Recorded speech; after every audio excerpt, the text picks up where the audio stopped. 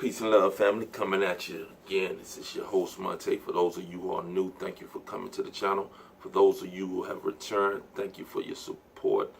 I appreciate you continuing to listen to me and taking the time out your day to hear what it is I got to say. Today I want to talk about how deep is your love if you are miserable. I think we've got the concept all twisted. I hear a lot of my friends, a lot of my associates who I know are in relationships that are not really fulfilling to them because they're constantly at odds and in a battle, you know what I mean? But they swear that it's the love that keeps them together. My question is, how is it love if you're miserable?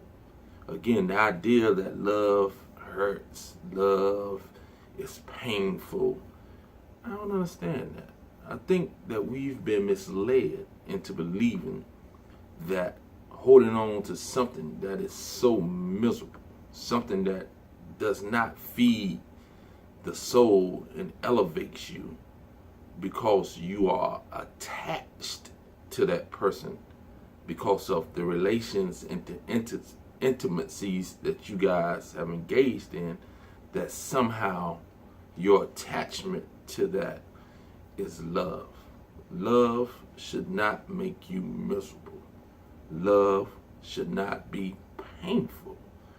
This idea and this concept has led many people to hold on and to damage themselves, especially women, some men as well, but especially women that I've come in contact with, that I've talked to, that I've even engaged in relationships where I wasn't being that individual that was the one that helped to elevate them versus bringing them pain and misery. There's nothing about love that should have you in a constant miserable state day in and day out. But yet, you say you love them. No, you are attached. You are infatuated. And on the chemical level, your body has become used to those chemicals being released from the stress, the anger, the confrontation. So your body actually works against you by calling for that same type of chemical response on a daily basis. That way it feels natural for you. If you're not constantly in conflict, you know individuals that are always in conflict, and they seem to enjoy it to a degree, because it's always there and it's always something that they don't mind engaging in because the body has become used to it. So there's a chemical component that is working against you as well.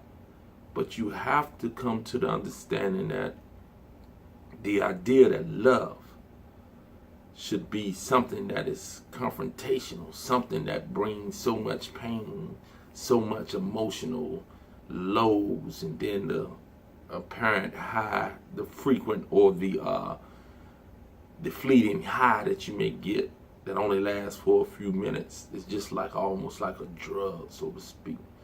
So basically, your relationship has you addicted to the chemicals of the stress, the confrontation that is released every time you engage in that, and the body becomes used to that.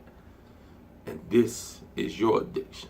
Love is not something that brings misery day in and day out.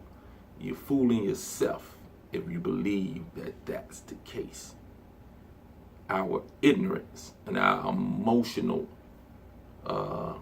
attachment, where we haven't become emotionally mature and haven't developed enough emotional intelligence to understand that emotions are not in and of themselves the reality of a certain situation.